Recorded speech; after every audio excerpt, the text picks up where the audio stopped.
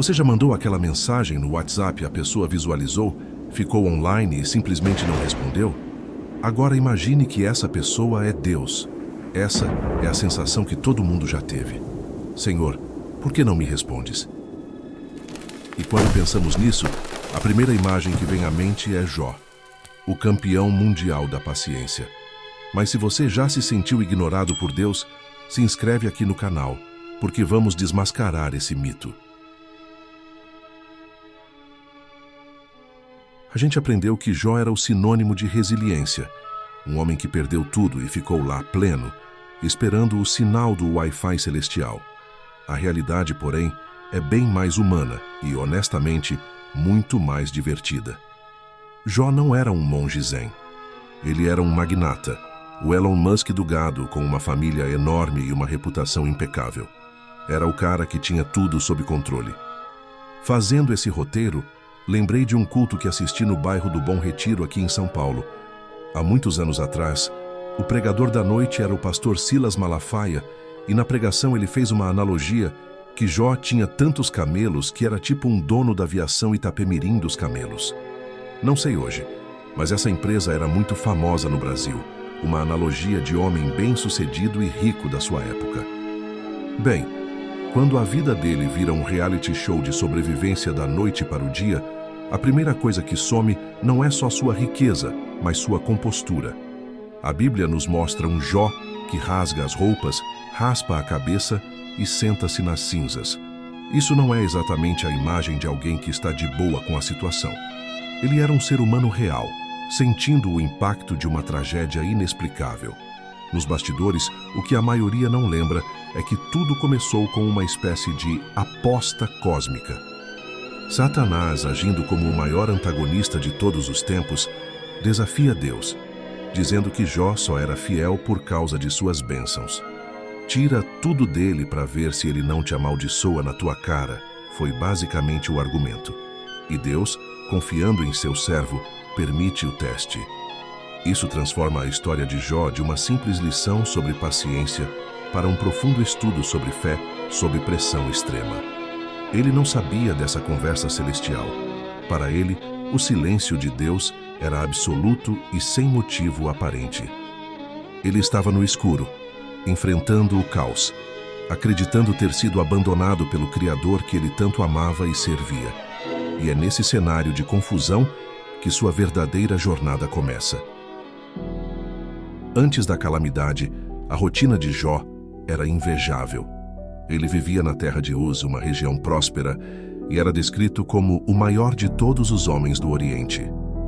Pense em festas constantes na casa dos seus 10 filhos, rebanhos que não se conseguiam contar, e um respeito que o colocava como juiz e conselheiro da sua comunidade. Ele era, em termos modernos, um verdadeiro influencer de retidão e sucesso. Sua vida espiritual também era impecável. Ele se preocupava tanto com a pureza de sua família que oferecia sacrifícios regularmente, só por via das dúvidas, caso seus filhos tivessem pecado em pensamento durante suas festas. Isso mostra um homem meticuloso em sua devoção, alguém que não apenas seguia as regras, mas que genuinamente se importava em manter sua conexão com Deus intacta, uma conexão que ele acreditava ser recíproca. Então, imagine a cena no tribunal celestial.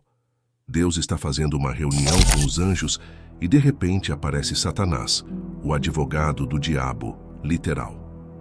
Deus, orgulhoso, aponta para Jó. Você viu meu servo Jó? Não há ninguém como ele na terra. É o tipo de elogio que qualquer um gostaria de receber do chefe, especialmente se o chefe for o criador do universo. Era o auge do seu desempenho espiritual. Satanás, com sua típica acidez, retruca que essa lealdade toda era puro interesse. Uma fé baseada em transações. Eu te adoro, você me abençoa. Ele aposta que sem a cerca de proteção divina e todas as suas posses, Jó se voltaria contra Deus rapidamente. A permissão de Deus para que Satanás testasse Jó, dentro de certos limites, estabelece o palco para um dos maiores dramas sobre a natureza da fé e do sofrimento. Para Jó, na terra, nada disso fazia sentido. Ele não recebeu um memorando celestial explicando a situação. De um dia para o outro, seu mundo perfeito ruiu sem aviso prévio.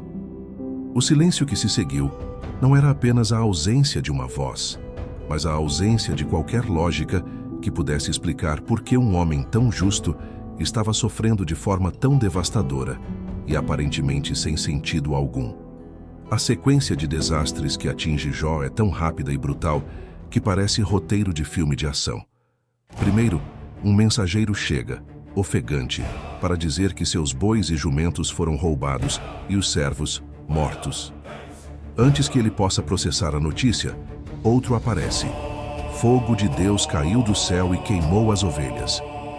A conexão celestial não só caiu, ela veio em forma de raio destruidor. Mal o segundo mensageiro termina de falar, e um terceiro entra correndo, anunciando que os caldeus levaram seus camelos e mataram mais servos. A cada notícia, seu império desmoronava. Mas o golpe final, o mais cruel de todos, veio com o quarto mensageiro, que mal conseguia falar. Um vento fortíssimo derrubou a casa onde seus 10 filhos festejavam, e todos morreram. Em questão de horas, ele perdeu tudo. E como se a perda de sua fortuna e de todos os seus filhos não fosse suficiente, a segunda fase do teste ataca seu próprio corpo. Satanás o fere com chagas terríveis, da sola dos pés ao topo da cabeça. Jó, o homem antes respeitado, agora se senta sobre cinzas, raspando suas feridas com um caco de telha. A dor física se somava a uma dor emocional e espiritual inimaginável. É neste momento que chegam seus amigos para o consolar. Elifaz, Bildade e Zofar. Eles ficam em silêncio por 7 dias, chocados com sua condição. Mas quando finalmente abrem a boca, a situação só piora. Eles se tornam os porta-vozes da teologia da retribuição, insistindo que Jó devia ter cometido algum pecado terrível para merecer tamanho castigo. Basicamente, estavam dizendo: a culpa é sua, admita logo. Imagine o isolamento. Seus bens se foram, sua família se foi, sua saúde se foi, e agora seus melhores amigos o acusam, enquanto Deus permanece em um silêncio ensurdecedor. Esse era o verdadeiro teste de Jó. Não apenas suportar a dor, mas suportar a completa falta de respostas. A sensação de que o universo inteiro, inclusive o divino, havia se voltado contra ele sem nenhuma explicação plausível. Diante da acusação dos amigos e do silêncio de Deus, Jó toma uma decisão crucial. Ele não vai se calar. Ele não aceita o sofrimento passivamente. Pelo contrário, ele abre a boca e amaldiçoa o dia em que nasceu. Ele inicia um dos mais longos e poéticos desabafos da literatura, um verdadeiro processo judicial contra o céu. Ele exige uma audiência com o Todo-Poderoso para apresentar seu caso. Jó argumenta com uma lógica impecável e uma honestidade brutal. Ele diz: se transgredi, que mal te fiz, ó vigia dos homens? Por que me fizeste teu alvo? Ele não se vê como um pecador merecedor de tal fúria. Ele vasculha sua vida e sua consciência e não encontra justificativa para a punição. Ele desafia Deus a apontar seu erro, a mostrar onde ele falhou de forma tão grave. Seus discursos são uma montanha-russa emocional. Em um momento, ele expressa uma fé profunda, dizendo: eu sei que o meu Redentor vive, mas logo em seguida mergulha no desespero, questionando a justiça divina e desejando a morte. Essa dualidade é o que o torna tão real. Ele não é um personagem plano, é um homem complexo, lutando para reconciliar sua fé com sua terrível realidade. A decisão mais importante de Jó foi a de manter sua integridade. Não no sentido de ser sem pecado, mas de ser honesto com sua dor e suas dúvidas. Ele se recusa a confessar pecados que não cometeu só para apaziguar seus amigos ou para tentar forçar uma resposta de Deus. Ele prefere enfrentar o Criador com sua verdade, por mais dolorosa que seja, a se esconder atrás de uma falsa piedade. Essa atitude de confronto honesto é a verdadeira paciência de Jó. Não é uma espera passiva, mas uma persistência ativa na busca por respostas. ele se agarra à sua relação com Deus, mesmo que essa relação, no momento, seja um monólogo furioso direcionado a um trono silencioso. Ele insiste que sua causa seja ouvida, transformando seu sofrimento em um poderoso questionamento sobre justiça, fé e o próprio caráter de Deus. Depois de 37 capítulos de silêncio, debates e angústia, Deus finalmente responde. Mas a resposta não é nada do que Jó ou seus amigos esperavam. Do meio de um redemoinho, Deus não oferece uma explicação para o sofrimento. Ele não menciona a aposta com Satanás. Em vez disso, ele faz a Jó uma série de perguntas retóricas sobre a criação e o funcionamento do universo. Onde você estava quando lancei os fundamentos da terra? Quem determinou suas medidas? Deus basicamente dá um tour virtual pela complexidade da criação, do nascimento das estrelas ao comportamento dos animais selvagens. A mensagem implícita é clara. Jó, você está tentando entender sua vida com uma fração minúscula do conhecimento. Eu estou gerenciando um universo cuja complexidade você nem consegue imaginar. A resposta não foi uma informação, foi uma demonstração de perspectiva. Jó entende o recado. Sua reação final é de humildade e reverência. Ele diz, eu te conhecia só de ouvir falar, mas agora os meus olhos te veem. A vitória de Jó não foi conseguir uma resposta para o porquê do seu sofrimento, mas sim obter um encontro direto com o quem que está no controle.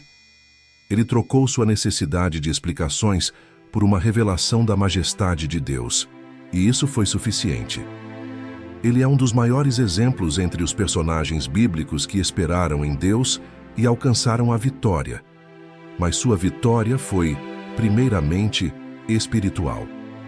A restauração de seus bens em dobro, de sua família e de sua saúde, foi uma consequência, mas o verdadeiro prêmio foi a transformação de sua fé. Ele passou de uma fé baseada em regras e bênçãos para uma fé baseada em um relacionamento real e inabalável com o próprio Deus. Então, quando nos perguntamos por que Deus não me responde, a história de Jó sugere que talvez estejamos fazendo a pergunta errada. Talvez o silêncio não seja uma ausência, mas um convite. Um convite para parar de buscar explicações e começar a buscar a presença dele, confiando que, mesmo sem entender o roteiro, o diretor sabe exatamente o que está fazendo. Qual personagem bíblico você acha que teve o maior desafio de fé? Deixa nos comentários. Quero dizer algo do fundo do coração. Todos nós, em algum momento, nos sentimos no fundo do poço. Eu mesmo, às vezes, passo por isso.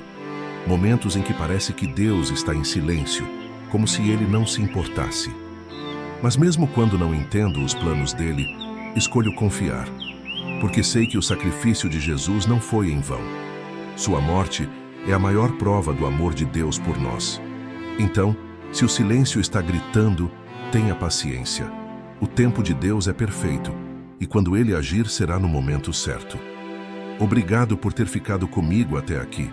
Se essa mensagem falou com você, se inscreva no canal para que mais pessoas também sejam alcançadas. Que Deus te abençoe poderosamente e nos vemos no próximo vídeo, se assim ele permitir. Até lá!